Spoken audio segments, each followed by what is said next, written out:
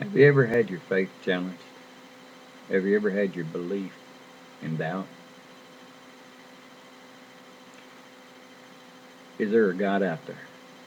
Is there truly a God? If there is, what does that God require? What does He require of people? You know, in 2011, I died. But in dying, well, some people call it a near-death experience. But you know what? I died. I won't tell you how I died. I won't tell you how God answered some prayers of mine in me dying that changed my entire life.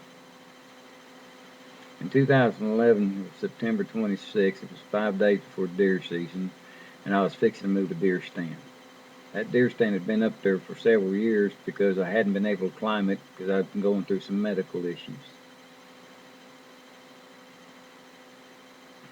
You know, a doctor once told me I had 5 years to live on the medication I was taking from all the problems I had. And when you got only a short time, you ask God questions. Are you there? Are you real? Do you love me? What's required? Because I can't live according to the laws in which they say I have to go by.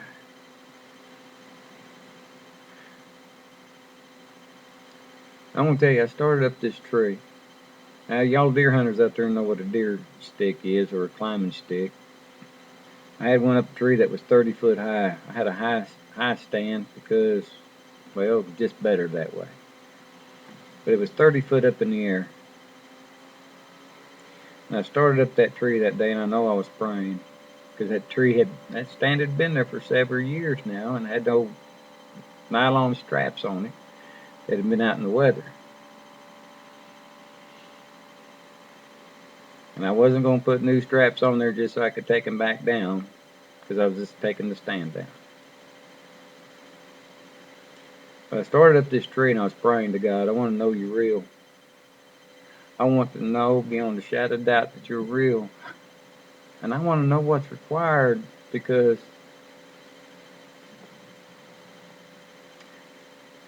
I guess I just needed to know. That day I started up that tree, and like I said, I was praying. And I remember taking 4 steps, just 4 steps, about 8 inches, 11 inches, maybe a foot apart. I don't know. I started up this step. I took the 4th step, and that was the last thing I remember. And I don't know what it was or what happened on the way up that tree. I really don't. But I do remember when I got to the top of that tree, I felt this tug, a double tug, just like something gave way. And I knew that at the top of this tree, there was on the top of this ladder, there was 2 straps that held it to the tree. And I just knew that in my heart that it was those 2 straps. I couldn't see nothing. Everything was dark. I was kind of like in a fog. And I can't explain it because it was in a fog, but like there's a light shining from behind you and you're looking out into darkness. It's gray here, but dark in front. And I remember I hollered for my wife. She was down below, laying down on the 4-wheeler watching me. And I said, Mom, well, that's what I call her because, you know, she's mother of my kids. And I heard this voice that was,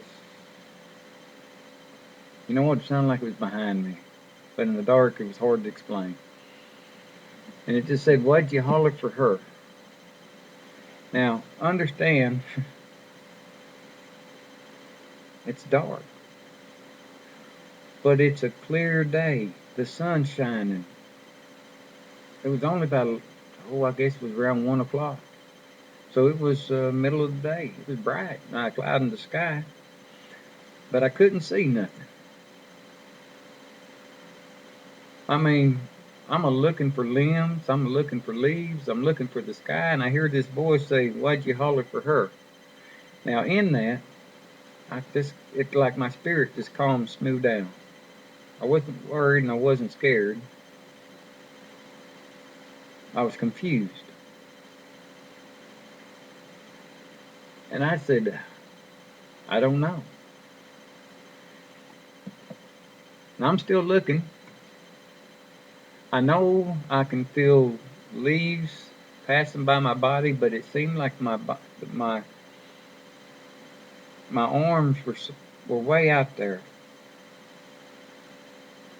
I mean, like they were way out there. I could just feel the sensation of the leaves passing my skin, but it wasn't up close.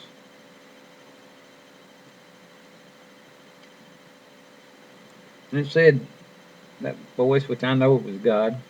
I know. I guess when you're in the dark, you just know.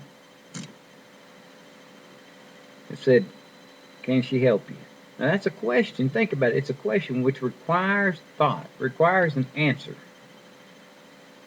So in my consciousness, I'm thinking, well, she can't run up underneath me and catch me. Really, I can't think of a way she can. So I said no.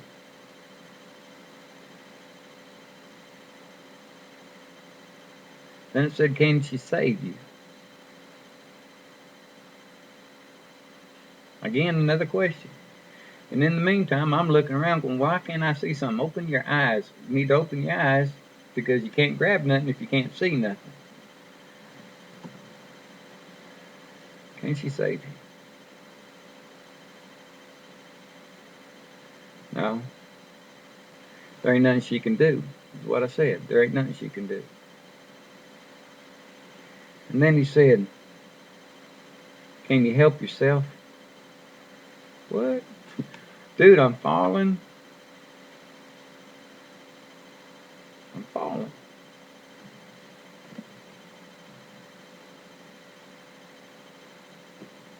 You know, I hear people that died and they went up.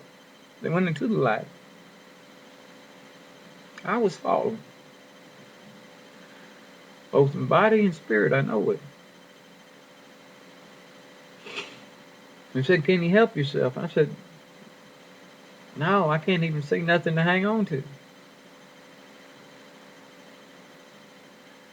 Then he said, can you save yourself?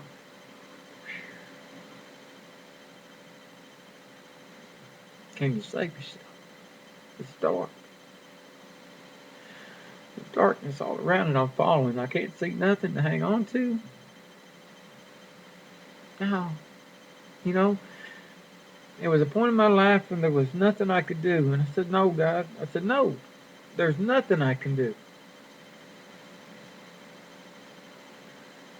I said, God, I'm in your hands because there's nothing I can do.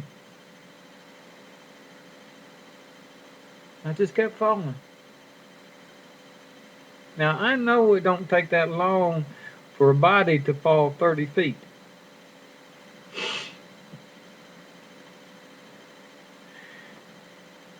And I know that because even in my spirit, I said, well, I ain't hit the ground yet.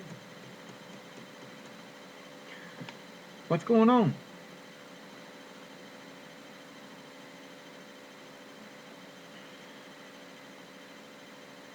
Because I just kept falling.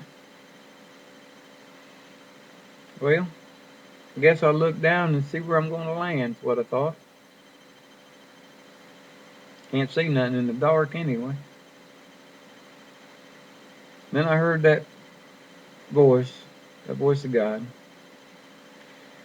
And he said, when you know the end's coming, don't look for it, prepare. Wow, really?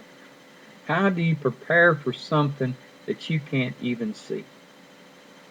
How can you prepare for something that you've never experienced before? These were the thoughts going on in my mind. And then in the darkness, I saw light. Ain't the kind of light you'd think of. Because what the light was the only way I can describe it is if you was looking through your body down straight through your bones. It was my pelvis, my whole hip area. It just lit up like a lightning bulb, like a light bulb. It just lit up. I could see the outline. I could see the bone structure. When I hit the ground, I felt my tailbone come up. I could see it come up. I could see my hips come apart, my pelvis come apart, and they just went to contorting.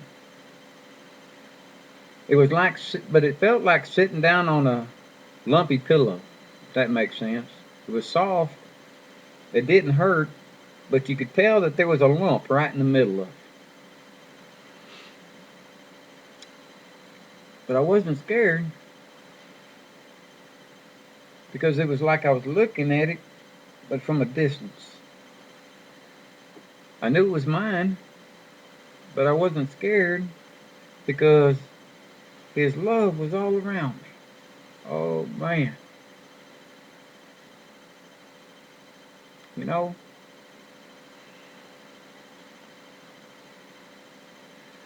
you just can't understand that kind of love that you feel. I never did. But I sat back and I looked at my hips and I said, I'm going to feel that in the morning. And that's when my back went to popping. It was like if you ever been to a chiropractor and he pushes on your back, it just goes like a zipper.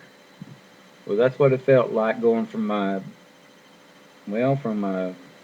butt all the way up to my neck. I could just a solid ripple, each one individual. I could feel them, each one individually as they climbed that ladder. Pop, pop, pop, pop, pop, pop, pop. Almost like it was in a, well, not fast motion, but just medium motion.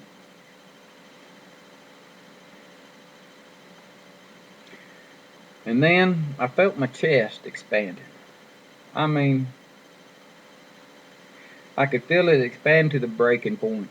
I could feel it expand so much that it was like my consciousness at that time had gotten down to almost the size of a pea, if not smaller. And I could feel it traveling through my body. And I could see individual muscle fibers breaking at the pressure that I was feeling in my chest.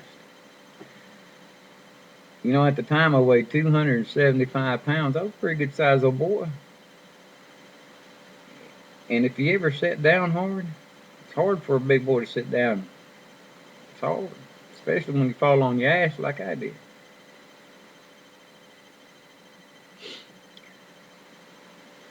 But I felt myself moving through my body. It was like I had traveled out to the outside. And then I happened to see this back. The only thing I really seen in color, and it was my back. Well, not my back, but it was a back that had two big old rips in it. And, in my mind, it was my back. Because I felt the muscles tear, and I thought that was my skin ripping open. I had two big old stripes down that back. And I said, that's going to leave a mark. Next thing I know, it was dark. Just dark. And then it was like God just opened my eyes, like you woke up from the sleep. Your eyes just opened up. And I seen my wife, she was running to me. She was fighting the briar bushes, trying to get through them, and I could see this panic look on her face. I mean, you could see the fear in her eyes. And she hollered at me, and I thought she said, "What did you do?" I looked at her, I said, "Well, I fell out of the damn tree." I think it's kind of funny when I think about it now. But she said, "No, how can I help you?" I said, "I don't know." I said, "Because really," I said, "I got to breathe. I can't breathe." And I laid down. I just leaned. I was sitting up when I fell. My arms stretched out, holding myself up. My knees were up in my chest.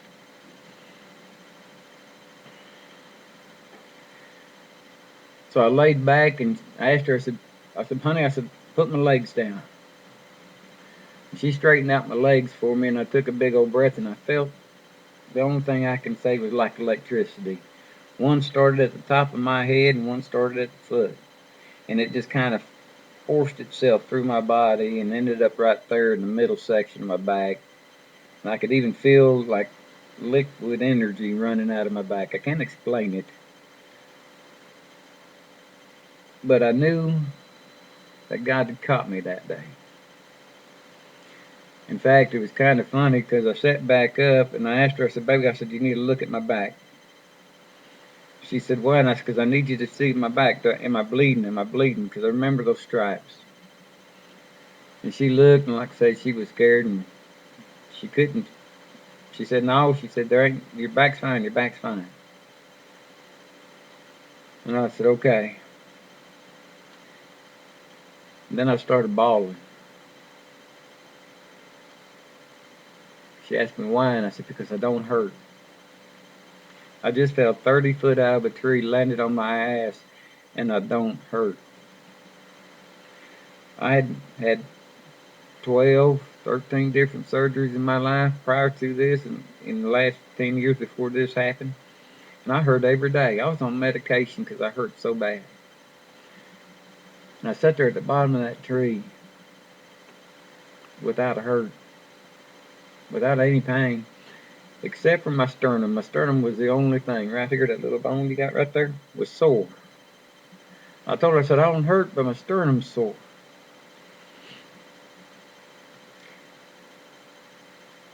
And you know, I held her and I kissed my wife and I told her I was sorry for everything I ever done wrong to her. For the life I gave her. I told her at the bottom of that tree, and I don't know why I even said these things, but I told her, I said, baby, I said, that man you married's dead. He's not the same man that's here. I said, that man's dead. And I said, everything I got is yours. You need to understand that I gave her everything I had right there at the bottom of that tree. I said, everything that I own is yours. Because the man you married is no longer here. I don't know why I said those things, and I guess you don't either. But I told her, I said, God caught me. I said, he caught me. I said, I know he's real. Well, you know what? When you fall that far out of a tree, 30 foot, and you're laying there on the ground, and you know you're supposed to be hurting, you start looking at yourself. Well, what do we do? I don't know. I ain't never done this before. So we started doing. We've had first aid before in my past. So we start checking yourself. Well, you know what? I'll move my arms. Well, hey, my arms work. I laid myself down. Well, my back works because I sat up and I sat down, no pain, so that works. I said, well, I ain't moving my legs yet, so I moved my legs and I wiggled my right leg and I said, well, that one works fine. And I wiggled my left leg and I heard inside bones crunch. And I said, well, baby, I said, I think that leg's broke. And she goes, how do you know? And I said, well, I just heard some bones crunching. I said, that don't hurt. I said, I don't feel nothing in it. I said, but I heard the bones crunch. I said, I ain't never had a broken bone in my body, so I just think it's broke. You know, she asked me what we needed to do, and I said, well, I said, bring that four-wheeler over, I'll climb up on it, and you can take me home. She said, no, we can't move you. You got to stay there. That's what they say, you got to stay there. So she got on the phone, and she called 911. It was the funniest thing because when she called 911, she was all nervous and scared. I'm sitting there telling her, baby, you need to calm down. You can't even think right. So I took the phone from her, and I was talking to the lady at 911, telling her how to get out to my place. Just about like I'm doing to you right now. She asked me, she goes, well, who are you? I said, I'm the dude that fell out of the tree. And she looked at me, she goes, y'all are? And I said, yeah. I said, I fell out of that tree. I said, but you know what? Y'all don't worry about it. I ain't hurting, so y'all take your time. I don't want nobody getting in a wreck. She asked me if they could get back there. Well, no, you had to cross the creek way back to where I was at. And I said, there's a field right behind me. So she said they were going to send a helicopter. You know, the guy came up there when they finally come around there, picked me up. They came up there, and the old boy goes, I told him, I said, you know what, I got a broken leg. Y'all be okay. It's just a broken leg. I ain't worried about it. I said, I don't hurt. They said, how do you know you got a broken leg? I said, because I heard it. Well, they cut off my boots. And he looked and he said, yeah, it's broke. He said, it's broke bad. I didn't feel it, so I didn't know it. And they pushed on my hips. They said, does this hurt? And I said, yeah. I said, there's a stick right underneath my butt, and every time you push down, it pokes me in my butt. You know, I just kind of looked, they looked at me like I was kind of half-assed stupid, I guess. But what was funny was the old boy asked me, he goes, what's your name? So I told him. He goes, you know when your birthday is? I said, yeah. I said, it's April 13th. He said, what year? And I said, every year. Every year on April 13th it comes around. Well, he said, well, at least he said, you're in good humor. I said, yeah. I said, it's like that way when you don't hurt. I said, when God catches you, I said, he'll take that pain from you. Well, they put me on the helicopter and flew me to Tulsa because they was worried about internal injuries, I guess. But when I got up there, they ran the x-rays and found out I had broke my leg in 3 different places down below my knee. I'd shattered my knee into about 5 pieces. I'd split open my pelvis 6 inches. I had a fracture that went all the way down my sacrum on my right side to separate my pelvis from my pelvis and my sacrum. It fractured that all the way down the line. I had 2 compression fractures of my L5 and L4.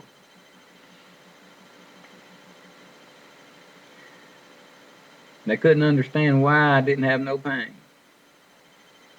Doctor told me, he said, you know what, it's a miracle that you're alive. And I said, yeah, I know, because I was dead. When you tell a doctor you was dead, that's a miracle you're alive, they look at you funny. But understanding this, there's much more to this, and I can tell you about how I laid in bed afterward, and I was mad at God because he didn't take me. Why didn't you take me? You know, the questions that came to me was, why did you save me? Me. See, I knew the things in which I had done in my life. I knew the sin that I had, that hide sin, the sin that you hide that you don't let nobody else know. That kind of sin. And you know, I could feel him embrace me. Even after that, he would embrace me. And as I was crying, because, why did you save me? Why? I heard him say, because. Because why? That ain't an answer, because why? You know, in all this time, man, my body's just being engulfed by all this love. Why? Because why? Because I love you.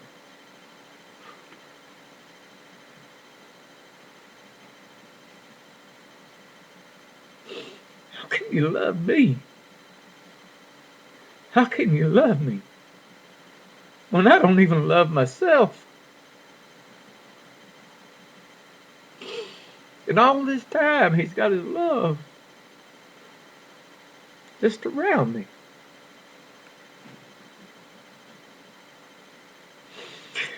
And he says, because you're mine.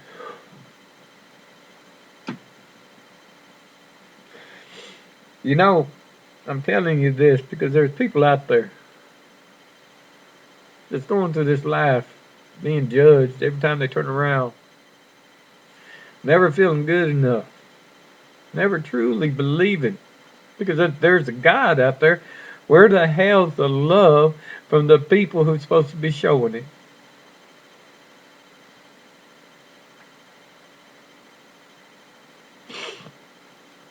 I'm sorry.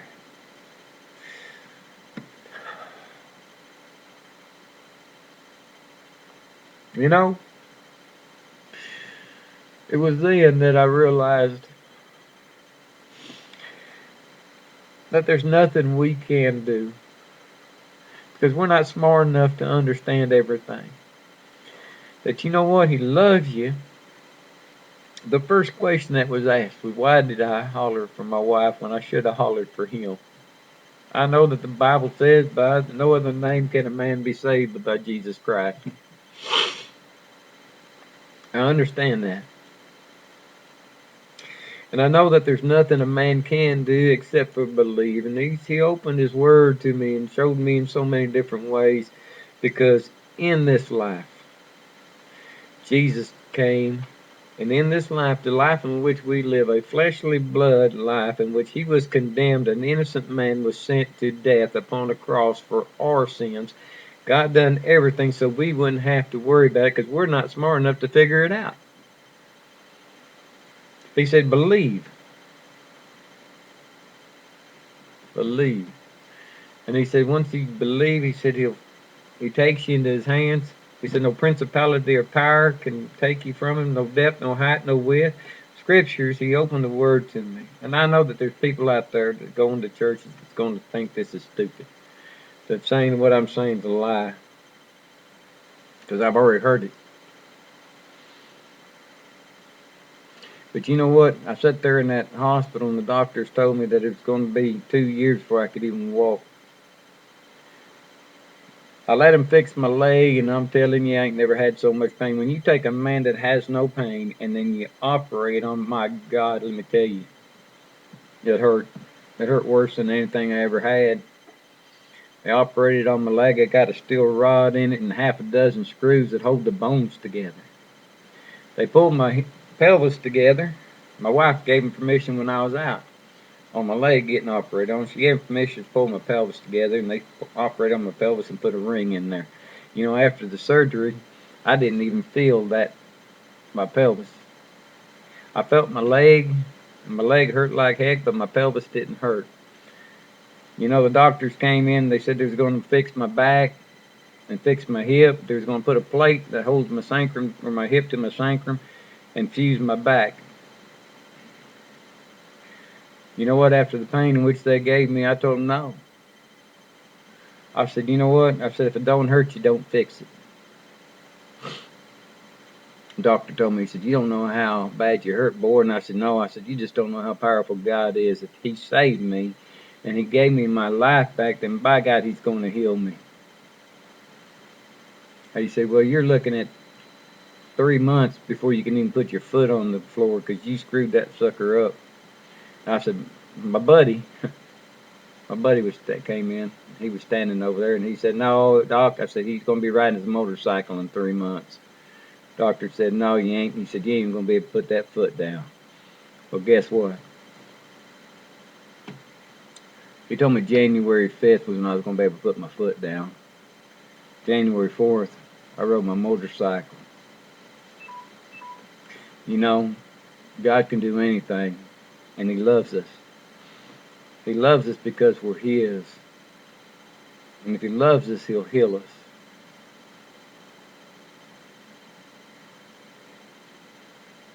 People ask me why I got so great a faith and so great a belief. I said, because when you die and he gives you your life back, and he heals your body, and he opens his word and he shows that his word's true, I said, why should you doubt him? I doubted him in my past.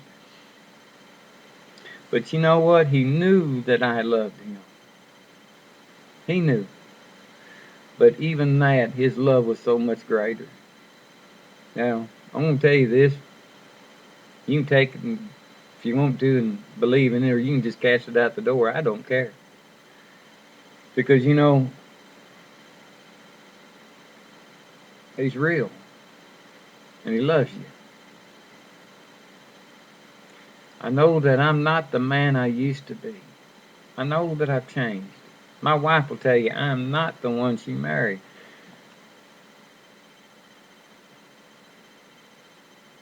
And I thank God for that. I really do. I hope you enjoyed it.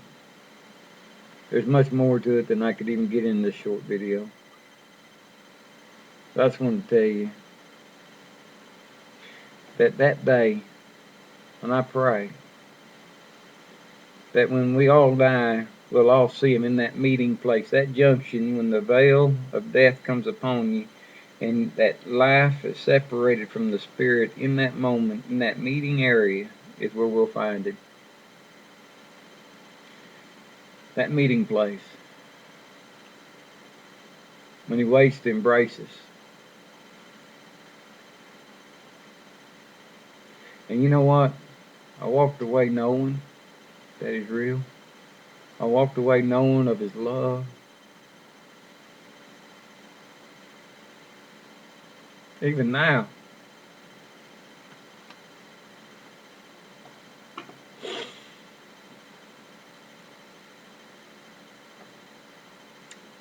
peace out, man. I love you. And I hope this helps you. Because you know what? There's a lot of people out there, they don't feel like they're living right. Or at least they're being judged like they ain't. But you know what? He said, believe. He said, believe. And you keep Him in your heart. You keep Him in your heart.